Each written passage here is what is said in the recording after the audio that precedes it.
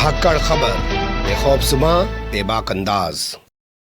धाकड़ खबर में आपका स्वागत है। मैं आपके साथ हूं अकरम रईस खान। वैश्विक हलचल, जी हां, वैश्विक हलचल का वो ताजा बुलेटिन लेकर एक बार फिर से आपके सामने हाजिर हो चुके हैं, जिसमें बात करते हैं देश दुनिया ही नहीं, गाजा, फिलिस्तीन, इजराइल, ईरान, लेबनान, सीरिया, रूस और यूक्रेन की खास तौर पर। और आजकल चर्चा कर रहे हैं भारत और पाकिस्तान के बीच पैदा हुई तनातनी को लेकर। और अब बात करनी पड़ेगी कि इस तनातनी में एंट्री हो गई है ट्रंप बाबा की, और ट्रंप बाबा ने करा दिया है सीज फायर। जी हां, ट्रंप बाबा लगते हैं नोबेल पुरस्कार लेकर ही दम लेंगे।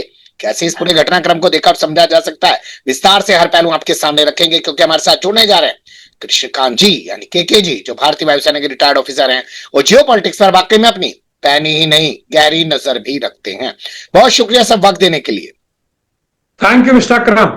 बांग्लादेश चलते हैं। एक पड़ोसी थे तो हमारी तनातनी चली रही है लंबे समय से, 75-77 साल से। बांग्लादेश से हमारे ताल्लुकात अच्छे थे क्योंकि हमने ही उसको बनवाया था। इंदिरा गांधी की आज खूब चर्चा हो रही है नरेंद्र मोदी द्वारा सीज फायर किए जाने के बाद।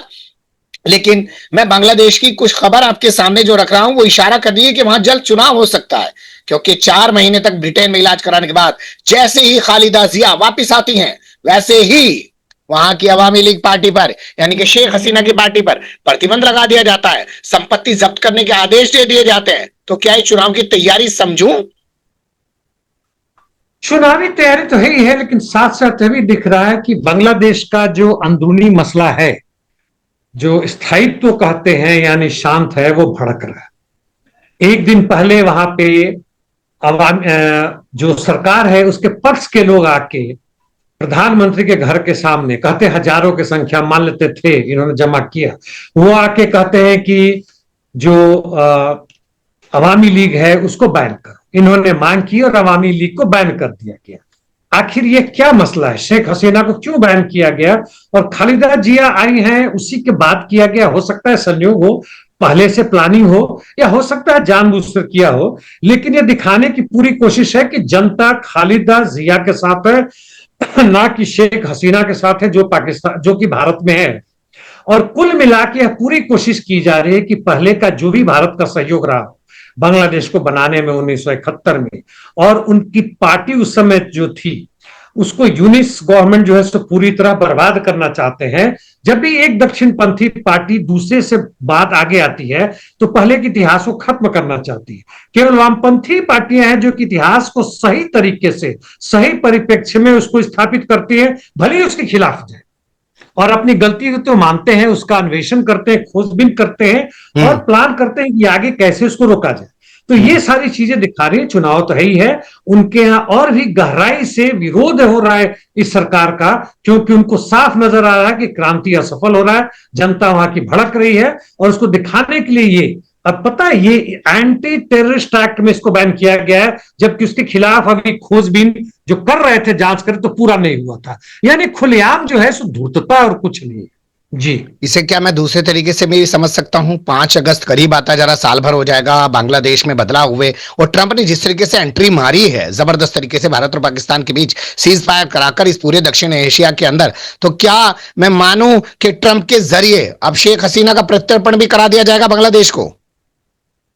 ट्रंप सरकार का इसमें सीधे सीधे रोल भले ही ना हो, हाँ, उनके जहां तक सलाहकार, जिनका एक तरह से इंस्ट्रक्शन को मानना मजबूरी है इस प्रेजेंट सरकार को, वह तो है ही है। दूसरी चीज ये है कि अब यूक्रेन में कुछ ना होने से यूएसए यानी अमेरिकी साम्राज्यवाद का नजरिया बदल रहा है पूरे विश्व भर में, कैसे लूटा जाए वो साफ नजर आ रहा है। मिडिल ईस्ट में भी हमने चर्चा की थी इसके कल, जो भी है, कि वह नेतान्याहू के एक्सट्रीमिज्म से वो अलग हटना चाहते हैं, उनका पूरी तरह से अधिकार जो भी है, हालांकि इजराइल को नहीं छोड़ रहे हैं। तीसरे, जिसकी चर्चा मैंने पहले भी संभवतः आपके साथ या जिससे बातचीत में हुई थी की थी, कि ट्रंप का लुकआउट जो है, ये प्रेजेंट जो है, वो चीन के खिलाफ है।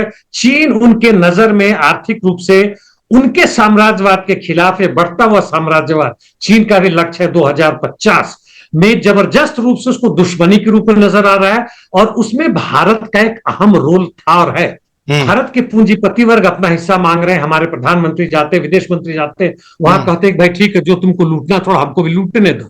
इसी के संदर्भ में एक लाइन में बताऊं कि हमारे विपक्षी नेता जो है कांग्रेस के, राहुल गांधी, ने ट्वीट किया कि $250 मिलियन जो भारत सरकार ने कहीं प्रत्यक्ष अप्रत्यक्ष रूप से ट्रंप सरकार को दे दिया, क्या वह अदानी के खिलाफ जो मुकदमा चल रहा था उसको शांत करने को दिया गया था? मैं केवल उनके सवाल उठाया, मैं उस पर बहस नहीं कर रहा हूं, लेकिन बताना यह चाह रहा हूं कि अमेरिका की नजर अब दक्षिणी एशिया या भारत उपमहाद्वीप में, जिसमें भारत, पाकिस्तान, बांग्लादेश, लंका, नेपाल और छोटे मोटे बर्मा और मालदीव जितने देश हैं, सब पे नजर है। और उसमें वह गोटी खेल रहे हैं कि कहां पे कैसे किया जाए, और चीनी पूंजी के खिलाफ वो अपनी ताकत बढ़ा रहे हैं।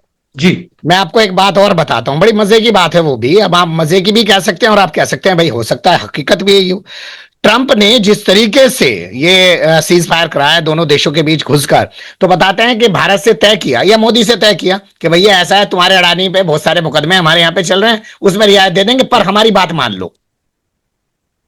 संभव है, अंदर में क्या चल रहा है हमें पता नहीं, संभव है। बहुत सारे देश लगे थे, नहीं चाहते थे युद्ध हो, और ऐसा लगता है कि जो वेपन का इंडस्ट्री है, आर्म्स इंडस्ट्री है, उसे भी लग रहा था कि बहुत खिंचाए हुए, कुछ दिन रुक जाओ, यह सही मौका नहीं है। और ट्रंप ने भी ऐसे समय में ट्वीट किया जबकि उसके पहले एक न्यूज आ रहा था कि दोनों तरफ के directorate general of military operation जो है, मेजर जनरल हो, लेफ्टिनेंट जनरल हो, जिस रैंक के हो, उनकी हॉटलाइन पे बात हो चुकी थी पाकिस्तान और भारत के, और उन्होंने कहा था, कल ये बातचीत उनकी 1:30 बजे हुई है, कि 5 बजे के आसपास हम एक दूसरे पर फायर करना बंद करते हैं। तब तक ट्रंप को कहीं से इसकी हवा मिल गई और उन्होंने इनकी फूंक हवा निकाल दी। हो सकता है गलत भी हो, लेकिन ये ANI का खबर है। और ट्रंप जो है अब दावेदार बन चुके हैं नोबेल पीस प्राइज का, जिसको बहुत दिन से ख्वाब देख रहे थे। चलिए आगे चलते हैं, अभी रुक कर लेते हैं रूस और यूक्रेन जंग का, क्योंकि जब हम भारत की और पाकिस्तान की बातें करेंगे तो वहां पर इसका जिक्र जरूर करेंगे। क्या बात है, जो पुतिन दहाड़ रहे थे, यूक्रेन को मिटा देने पे तुले पड़े थे, जेलेंस्की को तो मुंह लगाने को ही तैयार नहीं थे, वो अब कह रहे हैं जी मैं कोई शर्त नहीं लगा रहा हूं, तुम तुर्की के अंकारा में आ जाओ, हम सीधे सीधे आपस में बात कर लेते हैं। क्या वो अमेरिका को कोई संदेश दे रहे हैं, या उन्हें लग रहा है यार बहुत दिन हो गए लड़ते लड़ते, यार इस यूक्रेन से सीधे खुद ही हम खत्म कर लेते हैं, अमेरिका तो जो इससे लूटने आया था उन्हें लूट के निकल लिया। देखिए, 3 साल के युद्ध के बाद से रशिया के ऊपर दबाव है, रशिया के मिलिट्री और जो पॉलिटिकल लीडर्स हैं उनके ऊपर दबाव है कि जो भी करना जल्दी करो, एटम बम होने के बावजूद 3 साल से लड़ रहे। दूसरी तरफ E3 देश, अभी जो हम इधर विजय दिवस मना रहे थे मास्को में, ये लोग मना रहे थे, और दूसरी तरफ E3 के साथ पोलैंड के जो नेता हैं, यानी स्टारमर, और फ्रांस और जर्मनी के जो बाकी सब नेता हैं, ये यूक्रेन पहुंचते हैं और कीव में जाके वहां पे ये अपना फोटो खिंचवाते हैं जेलेंस्की के साथ।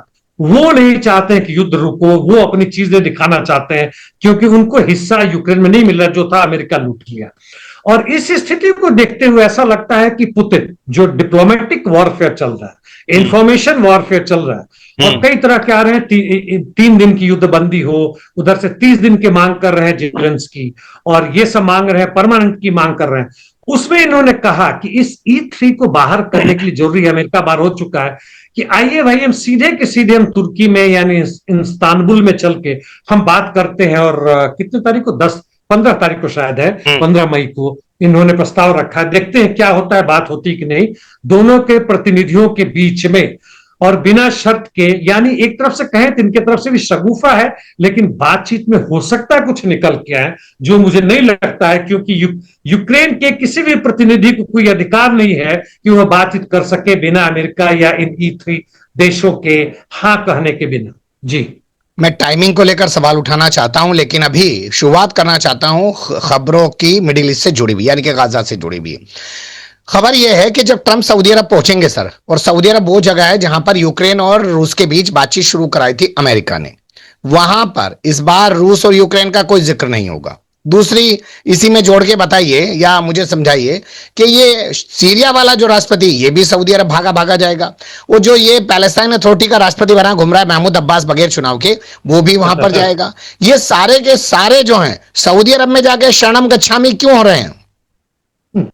पहले हम समझते थे कि इंपेरियलिज्म यानी साम्राज्यवाद का क्या मतलब है। हमने भी झेला है 200 वर्षों या जितना भी 150 वर्ष गुलामी सही है अंग्रेजों की। उसके बाद से नौ उपनिवेशवाद, न्यू इंपेरियलिज्म, यानी वह सीधे की सीधे वहां सेना न रख के, लेकिन तुम्हारे जो नेता है, जो सरकार है, उसके मदद से तुम्हारे देश को लूट रहा है। अब समय बीच में आया है कि अमेरिका का 170 175 उसके मिलिट्री बेसेज है वर्ल्ड ओवर में, 80-90 देशों में। अब ये आ गया है कि हम लोग की जो कॉम्प्राडोर बुर्जुआजी कहते हैं, यानी हमारे जो पूंजीपति वर्ग है, जो अपनी जनता को नहीं लूट पाते हैं, जो भारी भारी खजाने नीचे छुपे हुए अफ्रीका में, ये मिडिल ईस्ट में जिसकी आप चर्चा कर रहे हैं, मैं आपके सवाल के करीब पहुंच रहा हूं कि भाई आओ, तुम्हारे पास तकनीकी बहुत ज्यादा है, तुम्हारे पास पूंजी है, तुम निकालो, तुम हड़को, कुछ हिस्सा हमें भी दो। और ये उसके जो हैं एक चमचे हैं जिनकी आपने चर्चा की। जहां तक सीरिया के जो राष्ट्रपति है, उनका तो कोई ठिकाना नहीं, चुने नहीं गए हैं। बांग्लादेश की भी वही स्थिति है। पाकिस्तान में जो जीते हैं किस तरह से जीते हमें पता है। और महमूद अब्बास की बात कर रहे हैं, उनको तो होना ही नहीं चाहिए था बिल्कुल। अब जबरदस्ती एक वाइस प्रेसिडेंट उठा के लेके आए हैं, वह भी पीएलओ की तरफ से। तो ये लोग मुख्य रूप से एक मतलब कहें मोहरे हैं शतरंज के बिसात में, और जिसको खेलने वाला अमेरिका है, इनको बुला रहा है, दौड़ा रहा है, जहां जब चाहे जैसे चाहे, जिनको हटा दे, जिनको मरवा दे, जैसे भी चाहे वो कर रहे हैं। तकरीबन वही स्थिति हो रही है और कुछ नहीं हो रही है। ये लोग अपना अपना शेयर मांग रहे हैं। वैसे ही जहां की मान लीजिए कि टाटा बोर्ड होता है, उसके एग्जीक्यूटिव बॉडी की मीटिंग होती है, तो हमारे ऐसे लोग जो उसके ऊपर में जाते हैं, कई रिटायर्ड फौजी भी बनते हैं, जाके मानते हैं कि भैया हमको ये भी दे दो, तुम्हारा हाँ करूंगा, तुम्हारी तरफ ये वोट दिलवा दूंगा, तुम्हारा जो विरोधी उससे जाके मैं मिलूंगा। ये लोग करते हैं। तो वो तो हमारे देश के अंदर की बात है, ये लोग अपने देश को बेच के खाते हैं जी। लेकिन मैं सीधे आना चाहता हूं गाजा पे। क्या ऐसा तो नहीं होने जा रहा, क्योंकि ट्रंप ये कह रहे हैं कि जब मैं मिडिल ईस्ट में यूएई के, कतर के और सऊदी के दौरे पे रहूंगा तो कुछ बड़ा करूंगा। क्या वो फिलिस्तीन राज्य का ऐलान कर देंगे और राष्ट्रपति को कह देंगे, ये महमूद अब्बास को, कि चल अभी जैसे भैया तू वेस्ट बैंक में बैठा हुआ था अपना कि म्युनिसिपालिटी का चेयरमैन सा बन के साफ सफाई कूड़ा उठाने के लिए, वैसे चल पूरे पे बन के बैठ जा। जहां तक नेतान्याहू की बात है, अभी कुछ दिन पहले उन्होंने कहा था, पता नहीं इस खबर की हमने चर्चा नहीं की थी, कि उनका इरादा है कि पूरे गाजा को अपने कंट्रोल में ले, क्योंकि वहां तथाकथित रूप से आतंकी होते हैं। स्वतंत्रता की बात छोड़ दीजिए, 1965 से लेके एक स्वतंत्र फलस्तीन राज्य बने, उसकी तो बात छोड़ दीजिए। इस पर ऐसा लगता है कि अमेरिकी साम्राज्यवाद और उसके अलाइज, जो वेस्टर्न अलाइज है, नेटो है, उनमें एक मत्ता नहीं दिख रही है। यह चीज यूक्रेन पर भी देख के चला, एक बड़ा महत्वपूर्ण यह ट्रेंड दिख रहा है जमानों के बाद, दशकों के बाद से, कि अमेरिका और यूरोपियन यूनियन के अंदर में ट्रांस अटलांटिक जो यूनिटी था, जिसको लेकर बाइडेन फूले नहीं समा रहे थे, उसमें तोड़ आ रहा है, उसमें दरार आ रहा है। और उसी दरार से सवाल, आपके सवाल का जवाब देखे तो ऐसे लोग जितने भी कूद रहे हैं, जैसे भी हुए, इन लोगों को वही हो रहा है। और ट्रंप जहां तक है, ये करिश्माई लीडर है, ये जनता के लीडर नहीं, करिश्मा, अधिकांश राष्ट्र लीडर वही है। कुछ बोल दो, कुछ दिखा दो, बड़े बड़े फोटो लगा दो एआई के द्वारा, और एक चमत्कार कर दो। भारत पाकिस्तान के बीच में रातों रात बात करके हमने युद्ध विराम करवा दिया, है ना। अपने जो विदेशी आते थे उनको हटा दिया, आतंकवाद दुनिया से खत्म कर दिया। रूस यूक्रेन में बेचारे फेल हो गए, तो यहां पे संभवतः जो कह रहे हैं, इसकी संभावना बनती है कि ऐलान कर दे कि पैलेस्टीन राष्ट्र को हम स्वतंत्रता देते हैं। ईरान के साथ ऐसी से हमारी होने वाली है, और बहुत सारे इस तरह के कुछ करेंगे, जिससे मीडिया खूब कूदेगा जो उनके पक्ष में, कि देखो ट्रंप ने क्या करवा दिया, ट्रंप बाबा महान है। यह जो है सो कि देश के साधारण, पूरी दुनिया के साधारण नहीं, बल्कि यह मतलब परमात्मा ने भेजा हुआ चीज है, वगैरह वगैरह होगी। पोप बनने की इनकी तमन्ना धरी रहेगी। वैसे भाई बिल्कुल सही। वैसे इसमें एक चीज आती है ईरान की। ईरान ने जो टोन दिखाई है, और वो भी ट्रंप के दौरे से ठीक पहले कहा कि ऊर्जा के लिए भी अगर परमाणु संवर्धन पर पाबंदी लगाने की कोशिश करोगे तो हम फिर कोई बातचीत तुम्हारे से करेंगे ही नहीं। ये टोन जो है ईरान की, और वो भी उस दौर में दिखाई दे रही है जब तमाम के तमाम जो है ट्रंप के सामने पूरा मिडिल ईस्ट झुका पड़ा है। कुछ काम करेगी या तनहा रह जाएगा ट्रंप, वो ईरान, सॉरी। हाँ, जहां तक ईरान की बात है, उसका डोमेस्टिक पॉलिसी जो है, जिसके हम लोग, कम से कम मैं तो समर्थक नहीं हूं, हम लोग भी नहीं है जिस तरीके से वहां हो रहा है, लेकिन उसका अंतर्राष्ट्रीय यानी फॉरेन पॉलिसी है, वह बड़ा ही एक तरह से कहें तो कंक्रीट है, सॉलिड है, और एक खास दिशा में बढ़ रहा है, यानी वेवरिंग नहीं, हिलता हुआ नहीं है। और उसमें साफ वो दिखाता है कि जो भी उसकी ताकत बनती है, वह परमाणु संवर्धन यानी यूरेनियम इनरिचमेंट करता रहेगा। उसके मिसाइल प्रोग्राम को रोक पर वह तैयार नहीं है। उसके ड्रोन और नेवल जो पावर बढ़ने की बात है, उस पर वो तैयार नहीं है। और इसके पीछे उसकी ताकत निश्चित रूप से रशिया है, नॉर्थ कोरिया है, यही बनाते हैं। बेलोरसिया भी कुछ हद तक मान लेते करते हैं, और वह इस पे बड़ा ही अडिग है। और इसलिए वह कुछ हद तक प्रशंसनीय भी है। देखते हैं कि इसको ट्रंप अंततः किस तरह से इसका समाधान निकालते हैं।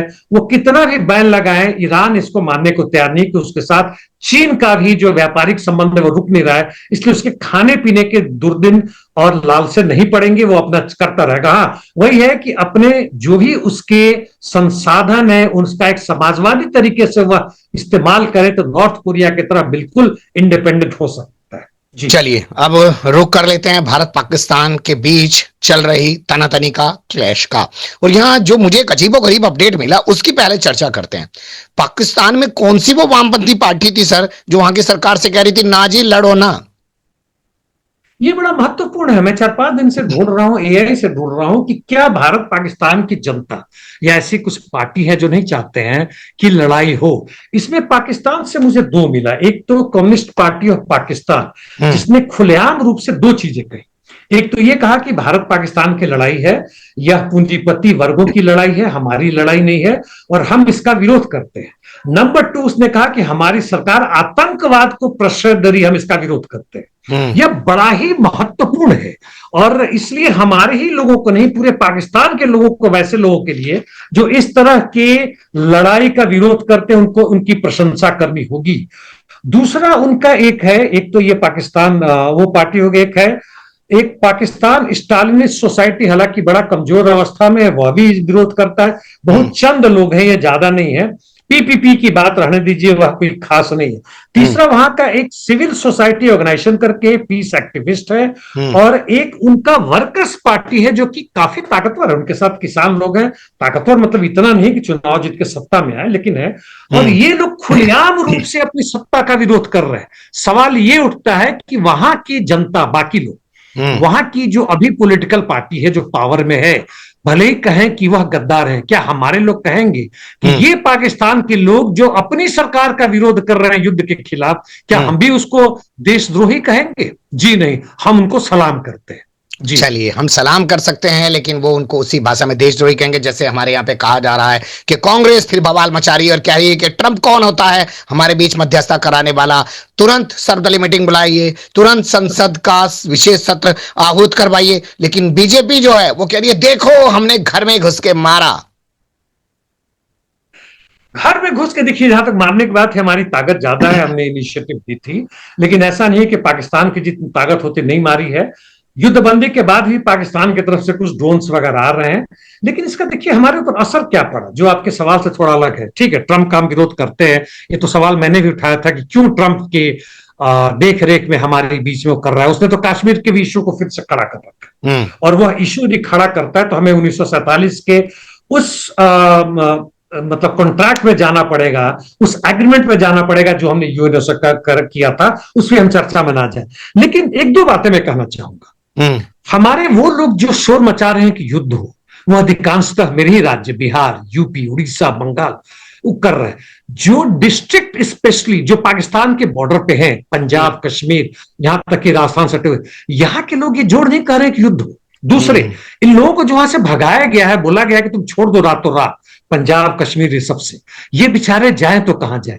तीसरे, बहुत ध्यान देने की बात है, इसमें अधिकांश लोग जो भाग रहे हैं, यह लोग भारत के अल्पसंख्यक हैं जो हमेशा युद्ध को झेले हैं, चौथे या पांचवें जितना भी हमारा युद्ध हुआ पाकिस्तान से, और ये लोग बड़ी बहादुरी से लड़े हैं, उसका सामना किया है। भारत की ये जो तथाकथित हिंदी स्पीकिंग बेल्ट है, नहीं, ये लोग केवल चिल्लाने वाले लोग हैं, ना कि साथ देने वाले हैं। इनके फौज में जो भी है, फौज अलग है, ये लोग फौज नहीं है, वह बहुत अंतर है। और अंततः जिस तरह के ट्रॉमा से लोग गुजरे, हमारे सिविलियन मारे गए, हमारे सिपाही मारे गए, ट्रॉमा, जो मानसिक जो बेचैनी हुई है, कई यूनिवर्सिटी कॉलेजेस बंद कर दिए गए हैं, वहां से भटिंडा से आने में जो 80-100 रुपया लगता एक टैक्सी में बैठ के रेलवे स्टेशन तक आने के लिए, वह 2-2 हजार 4 हजार दे किया है। लूट मचा रखी इन लोगों ने, एयरलाइंस ने लूट मचा रखी है, 5 गुना 6 गुना ले रहे हैं। एक्चुअल देशद्रोही तो ये है, टैक्सी वाले को छोड़ दीजिए, बेचारे मजदूर है, मौका मिला है। ये बड़े बड़े एयरलाइन से सरकार ये क्या कर रही है, ये क्यों नहीं रोक रही है? तो हम इसका जवाब, इसका कौन देगा? भारत सरकार इसका जवाब क्यों दे रही है? ठीक है, हमने घुस के मारा, ठीक है, हमने उससे ज्यादा उसकी तबाही की, वो उस पर मत जाइए कि हमने कराची बर्बाद कर दिया, लाहौर बर्बाद कर दिया। वह तो हमारे मीडिया ने कर दिया है, जो स्पोक्स पर्सन है। वास्तव में नहीं हुआ, जो भी हमने की हुई है किया हुआ है, और हमारे यहाँ जो हुआ है उसको हम नहीं बता रहे हैं, वो संभवतः हमें कुछ समय के बाद पता चलेगा। लेकिन इतने ही दिनों के युद्ध में हमें यह नजर आया कि हमारी जनता को किस तरह से हराया गया, किस तरह से उनको ना अनदेखा किया गया, और किस तरह से यह चीज पाकिस्तान में भी हुआ होगा। पाकिस्तान की सरकार क्या जवाब देने को तैयार है यदि वह अपने यहां जो भी कर रही है? मैं आपको रोक रहा हूं सर, मेरा एक अध्ययन है और मुझे लगता है आप भी इससे सहमत होंगे। गुजरात के दंगे हों, ये बढ़े, दिल्ली दंगे हों, ये सत्ता के करीब पहुंचे, साथ के साथ लोकसभा सीटें नहीं की आई। इसके अलावा आप देखिए मुजफ्फरनगर के दंगे हों, ये सत्ता की तरफ बढ़े। उसमें गुजरात में पुल टूट के गिर गया, बच्चे मर गए, ये सत्ता पर काबिज हो गए। मध्य प्रदेश में आदिवासी के सर पर पेशाब कर दिया, ये सत्ता पर काबिज हो गए। अब ये जो सब कुछ हुआ है, आप कह रहे सिविलियंस भी मरे हैं, बहुत सारे हमारे सिक्योरिटी फोर्सेज भी शहीद हुए हैं, तो फिर सत्ता पे बिहार में यही काबिज हो जाएंगे और फिर ये कहेंगे देखो भैया हम लोग हैं और हमें जनता ने सही ठहरा दिया है। अब जो भी हो, बिहार की जनता जो भी चाहे, जिससे भी वोट दे, ईवीएम में गड़बड़ी ना हो, लेकिन जो वर्डिक्ट होगा वो भाजपा के पक्ष में जाएगा, यह निश्चित है। इसलिए भाजपा सत्ता में आएगी। नीतीश कुमार को क्या पद मिलेगा नहीं मिलेगा, ऐसे भी ऐसा लगता है कि बेचारे सठिया चुके हैं, अब दल बदलू नहीं, कहीं तो हंस रहे हैं, कहीं कुछ छूट के चल रहे हैं, कहीं कुछ बकवास कर रहे हैं, किसी का पैर छू रहे हैं। तो अब वहां पे वही चीज होगा जो भाजपा की कमांड चाहेगी। और इसीलिए मैं बार बार कहता हूं, आज भी दोहरा रहा हूं कि चुनाव से चुनाव तक की राजनीति से अब यहां की फासीवाद पूंजीवादी सत्ता को हम नहीं बदल सकते। जी, यहाँ की फासीवाद और पूंजीवादी सत्ता को चुनाव से चुनाव तक की राजनीति में नहीं बदला जा सकता है। कुछ और खबरें ले लेते हैं, क्योंकि इस पूरे मामले पर बहुत सारे पहलू हैं जिन पे बात की जा सकती है, लेकिन वक्त का थोड़ा तकाजा होता है। हम भी चाहते हैं कि कम समय में ज्यादा चीजें आप तक पहुंच जाए। चाइना जो है वो बड़ा शांत बैठा हुआ था जब तनातनी चल रही थी, और जैसे ही कल सीज फायर का ऐलान हुआ, उसने कहा कि हम पाकिस्तान के साथ खड़े हैं। वहां के विदेश मंत्री से बात की, हमारे एनएसए से भी बात की। वो बार बार पाकिस्तान के साथ खड़ा होकर हमें कुछ कहना चाहता है क्या? हमें दिखा ही रहा है, लेकिन पाकिस्तान को भी दिखा रहा है। आप देखेंगे तो बलूचिस्तान और उस तरफ वो क्या ख्वाजा नाम है जो जगह, वो सब खैबर पख्तूनख्वा स्टेट है, वहां का राज्य है पाकिस्तान का। जी जी जी। तो इन और वहां जगहों अकेले में वो एक ऐसा राज्य है जहां पे इमरान खान की पार्टी पीटीआई वाली सरकार चलती है, मुख्यमंत्री उन्हीं का है। बिल्कुल, और यहाँ पे कई चीनियों को मारा जा चुका है, चाहे उनके सिक्योरिटी फोर्सेज में कुछ आए हैं, उनको भी मारा गया है। तो चीन एक तो ये दिखाना चाहता है पूरे पाकिस्तानी जनता को कि हम तुम्हारे साथ हैं। नंबर 2, वास्तव में कहें तो चीन को आर्म अम्युनिशन देने में, चीन को नहीं, पाकिस्तान को आर्म्स अम्युनिशन देने में, उसके सेना को मजबूत करने में जहां चीन का हाथ रहा है, वहां अमेरिका का भी हाथ रहा है। वहां के टेररिज्म को बढ़ाने में अमेरिका का पूर्ण साथ रहा है, वह चाहे तालिबान अफगानिस्तान से हो, क्या हो, या दूसरे तरीके की चीज हो। और यहां तक कि उसी पाकिस्तान की जमीन से अमेरिका के खिलाफ भी वह उस तरह की जिहादी एक्शन की गई है, अमेरिकी सैनिक ठिकानों के खिलाफ, चाहे अफगानिस्तान में। जो आप यदि सांप पालेंगे तो सांप जरूरी नहीं कि आपके पड़ोसी को काटे, आपको भी काट सकता है। तो यहाँ पे चीन जो है सो दो तरीके से दिखा रहा है। भारत को भी बता रहा है कि भाई देखो हम पाकिस्तान के साथ हैं, पाकिस्तानी जनता को भी बता रहा है, अमेरिका को भी बता रहा है कि देखो तुम जितना भी कूदो, हम शुरू से ही यानी 1947 से ही हम पाकिस्तान के साथ रहे हैं और उसके साथ रहेंगे। और यहाँ पे जो हमारी घेराबंदी हमारे खिलाफ जो पाकिस्तान के साथ मिलकर कर रहे हैं, वो संभव नहीं है, वह दूर की कौड़ी खेल रहे हैं और कोई बात नहीं है। जी, क्या पाकिस्तान जो है वो दोनों का काट रहा है, चाइना का भी और पाकिस्तान का, और अमेरिका का भी? पाकिस्तान तो आर्थिक रूप से बड़ा बुरा हालत है। वैसे आईएमएफ में उसने भी लोन $2 बिलियन अधिक उसने मैनेज कर लिए, भारत के बहुत हंगामा करने के बावजूद भी, वह बात अलग है। लेकिन पाकिस्तान की मजबूरी है कि वह चाइना के साथ तो रही रहे, चूंकि उसका इंफ्रास्ट्रक्चर हो, उसका पोर्ट हो, उसका जो लेटेस्ट अभी जो लड़ाई हुआ, जो थोड़ी सी उसकी इज्जत बची है, वह पाकिस्तानी जेफ फाइटर प्लेन, उसका air to air missile, Chinese जो फाइटर जेट है, जी जी चाइनीज, और उसका इलेक्ट्रॉनिक वॉरफेयर मेजर, जिसके कारण वो कुछ बचा है, नहीं तो उसका बचना मुश्किल होता है। लेटेस्ट टेक्नोलॉजी दी है उसने, सैटेलाइट से भी इंफॉर्मेशन पक्का दे ही रहा होगा, हर घंटे दे रहा होगा। यानी इसमें हम कोई लोग संदेह नहीं। पाकिस्तान से नहीं लड़ रहे थे, हम लोग चाइना से लड़ रहे थे। चाइना से डायरेक्ट तो नहीं था, लेकिन चाइना का बहुत बड़ा हाथ था, नहीं तो पाकिस्तान की बर्बादी बहुत जल्दी होती।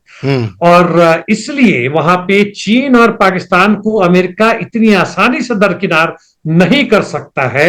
और चीन यह भी दिखा रहा है पूरे विश्व भर को, हालांकि भी बता दूं कि चीन और अमेरिका के बीच में नीदरलैंड कहीं पे स्विट्जरलैंड में बातचीत शुरू हो गई जी। जी, वो करके वो टैरिफ वॉर पे, यानी जो बढ़ाया उसने 140% जो लगाया हुआ, 1 घंटा के अंदर में चीनी प्रतिनिधि उठ के खड़े हुए। यानी अमेरिका झुकता है तो केवल आर्थिक शक्ति जो चीन के पास है, मिलिट्री पावर जो रूस के पास है, बाकी सबको नचा रहा है। जी बिल्कुल आप सही कह रहे हैं। ये लोग जो धंधे वाले हैं ये सिर्फ लोगों को नचा ही रहे हैं, बाकी पूरी दुनिया जो है इनके खेल में खेल ही रही है। किसी को सोशल मीडिया दे देते हैं कि यहाँ पे कुछ बोल लो, लोग खुश हो जाते हैं, लेकिन सच्चाई असल में है कि वहां भी इनकी धंधेबाजी ही होती है, जैसे कि आप हमें देख सकते हैं। खैर, आजादी चारों तरफ कहीं भी नहीं है, और जब तक आजादी नहीं हो पाएगी, जब तक जो इस समाज का जो असल वर्ग है वो खड़ा नहीं होगा अपने अधिकारों के लिए, पार्टी विशेष का भक्त बनना छोड़कर। बहुत शुक्रिया, आपने बहुत बारीकी से तमाम चीजों पर रोशनी डाली सर। फिर आपके साथ किसी और मुद्दे पे जुड़ने की कोशिश करेंगे। धन्यवाद। Thank you mister Akram.